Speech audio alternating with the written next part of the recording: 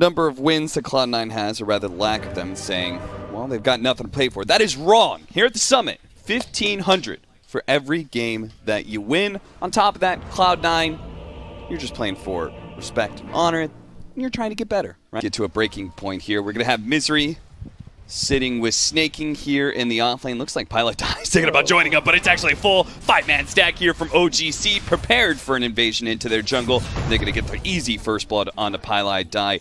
Misery is going to be pinged out, but unlikely to be run down. Behind the tower. I hate it. I hate it. I hope they change the game. It's a pretty boring job for a 4 position, I right? mean, it's also like, it's just not very high skill, you know? Yeah. Like, it's, I feel like the best meta or whatever was when there was always like laning. There was always like either you have to get your lanes right, or like you tri-lane, or you dual lane, like 3v3s and 2v2s also, and so like... To great effect on Snaking earlier. Meanwhile, Z-Freak, he's going to go down here in the top lane and just have created better versions of it. Yeah.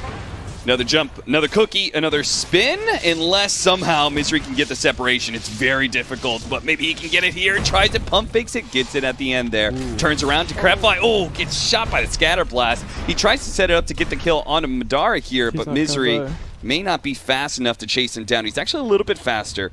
May have like a windlace advantage or something here, or boots advantage, that's what it is, but sadly he doesn't do enough damage. There's no mana. How much for Fisher? Fisher? No, he won't have it. No. He messed up a little bit by moving close to the Jugger, made it harder for him to get an angle to block him. Yeah. And then he had to kind of wait for the spin. I mean, he could have still lived on Pugna if he just ran instead of turning. So. Oh, he actually gets it. Okay. Ferry some items to the jug. No combination, man. Oh, my son. Yeah, I think that's a problem, right? Because in theory, like, if you play it safe and your Shaker always has Fisher up, like, he's not gonna die in Pugna, but this time I don't think he has mana on Shaker, and Snaking's out of position, or he's just gonna die every time. Yeah, it's one of those like theoretical, like, okay, if you play perfectly, it'll be fine, but you have to communicate it too. Yeah. Pick ratio too, you know. But I think it's just like a decent throw. Nice block off there. Chessie actually went for the slight there just to see if he could dodge the Fisher and maybe simultaneously break the link at the same time, but slightly misses it, and as a result will fall to the mid lane. Again, so unless they can actually get the Fisher separation, but you can see Madara just kind of plays back and forth in front of him as much as possible, making Misery's job that much harder. What's that, 3 deaths? 4? Oh, Jesus. He's having a rough one for sure. Z-Freak is going to find the Inkswell exploding onto him, but he's still going to turn around and try and hit Eternal Envy one more time. Is that enough to be able to get the kill? It will with the spear. It actually pushes Misery away on top of that, so Jibe will be able to run himself away, no problem. Misery has 2-1-0 skill bot. Nice Fisher block. No spear. Very much in trouble. Attempts to go for the God's Rebuke pushback, but unfortunately Inkswell is too large of a radius. They want Jackie to get it. They're going to give it to Jackie. 6-5, a very slight net worth lead for OG.Seed. So all those deaths for Snaking in the bottom lane, it isn't coming at too big of a cost for the overall game plan of C9. Yeah, that's because Shaker has high net worth. Basically the difference, right? Yeah. ET is 500 behind Shaker. Man, Brimshock Earthshaker makes that hero notably better in some of these melee fights, but a good Snapfire Cookie actually saves Z-Freak, and now Misery's going to be chased down by Chessie. Spirit's going to follow him all the way. The spear clips him, and Chessie finishes him off the leg. He shouldn't die to this, but he will. Pushed into the wall, then speared to the wall, then cookie, then stomped. There's so much. Eternal Envy was able to live through all of that. Now he's got nowhere to run, though. Eventually will fall. Yeah. Goes to show how tanky this Sven is, though. It's gonna be hard for him to kill him for a long time in this game. Nice use of the spear to be able to dodge. He could do the same thing, but he could just avoid the death. You know, TP bot a little bit earlier. Just too greedy. Do you think Snaking recovers at this point? I mean, I think he's level 7, right? I think he'll be fine. Like, he'll catch up. The hero naturally just farms waves pretty fast. Nice Fisher. The cookie is still going to be able to land, actually stunning the two of them together. There is going to be the save, though, from Snaking trying to heal up Ace. If he can land enough of those shots from the Snapfire, they'd be able to get the kill anyway. Chessie's still going to go for it, diving and diving deeper. With the Ember Spirit, he will manage to get that kill. He's now going to turn back for Misery, even underneath his tower. It's not safe enough. Turns around, Echo slams up Pexu underneath the Tier 1, but the Tier 1 can't finish him off. And nobody dies on the side of OG.Seed while they claim a very important kill in Ace's Razor. Yeah, Mars wasn't even there. He's just up. Seems like when we were talking about Cloud9 yesterday, it felt like they always had different game plans. They never played together as much as we wanted them to. I think it's just it's like a natural thing with their team, because it's their game. It's something about like these players, like by nature, are also very like macro type of players. Like they want to play the map correctly, and it's not something you just do after 1 week of practice. You know, it takes a while to play. So if you do it again, it's gonna happen like the same thing. You know. You know, the sad part is, well, Misery. That's one sad part. He's going to be caught. Eternal Levy, he's trying to make his way over to be able to defend him with a Stormhammer. He's going to pop the God Strength and then decide there's too many heroes here to be able to bail out his support. Won't be able to do anything. TP's out. That's a good thing he TP'd out them. No, they just need to not die anymore. They can let Pi die. Spear. Wait, who's that? That's Snaking.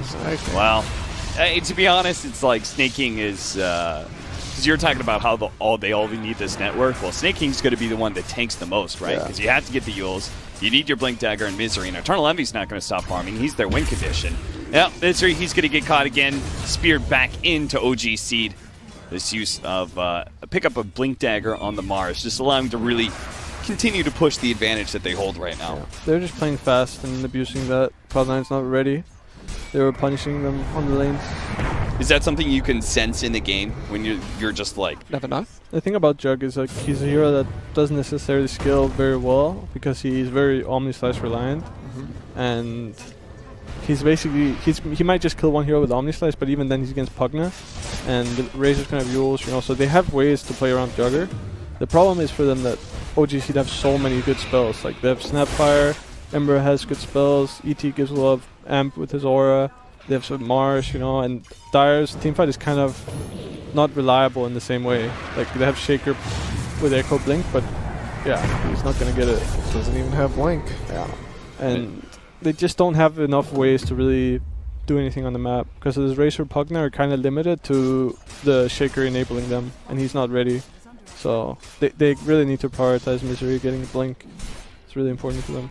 And as we see kill after kill, just raining in for OG, you see the odds reflect that as those who supported Cloud9 at the start of this series, seeing this game 1 15 minutes in, those odds change quite shortly. We're going to see the Pugna quickly get bursted down from that very long range and continue the assault on the tower. No rush. Just play around with the healing ward. They can wait until Spin comes back up.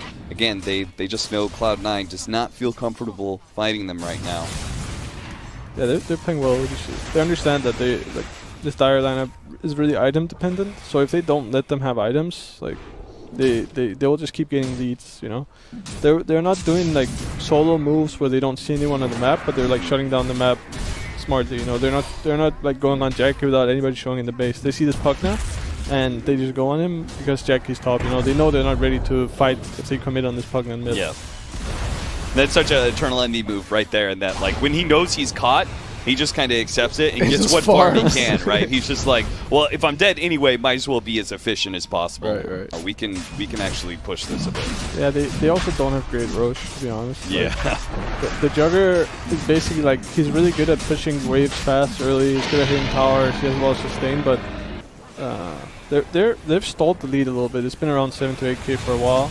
It's not looking too bad for Dire. Ace.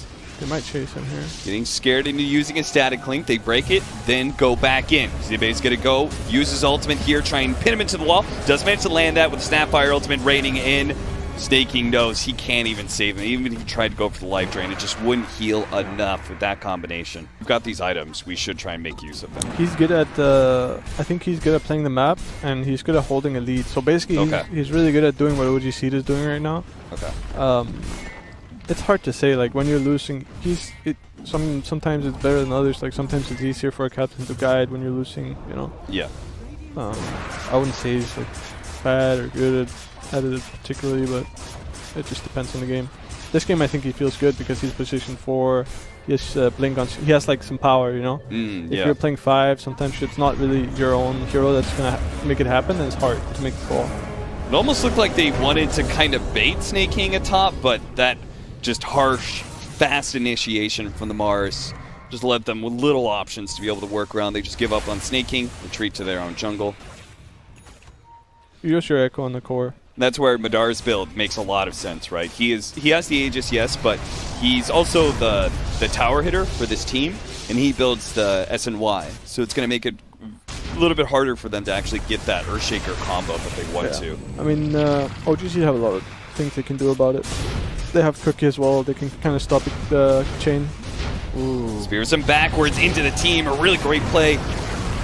Yule Scepters himself with the static link who's going to be able to steal some of that damage with Chessie. Popping his fresh 10-second BKB. Looking to be able to chase him down. Ace is going to go down. Snake King try to keep him alive as long as possible. He does have a buyback, but that would cost him his BKB, and it won't save Snake King, who's now been caught by the arena. 2 cores dead on the side of Cloud9, and it's looking like Eternal Envy is making one of those calls of, guys, this is like another, like very clearly Jackie's teams do this, where it's like, he understands we can't win a fight right now. We can give up a lane of barracks in exchange for still getting our timings.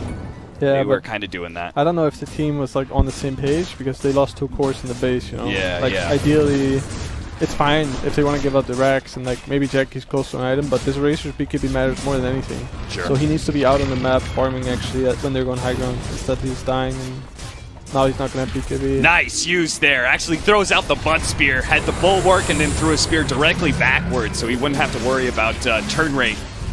Cute little play. Echo Slam actually coming in onto the 2 of them, but unfortunately there was a stun that came out. I think that was the Cookie, interrupted the combination. They only got the Echo Slam. Now they're able to turn back around. They're going to be mass buybacks coming out from Cloud9. The Ink Swell is not going to be able to stun anybody. They're going to turn back into Ace now at about half HP. Bumped around. Cookie landing on top of him. Razor should be falling here as long as they chase him a little bit more, especially Chessie. Omni Slash is going to be burned out just to make sure that Razor stays dead. They still have more buybacks. OG.Seed, though, they have actually just crippled Cloud9 enough. They're going to call the GG. That's rough. They never really got to play the game, Cloud9.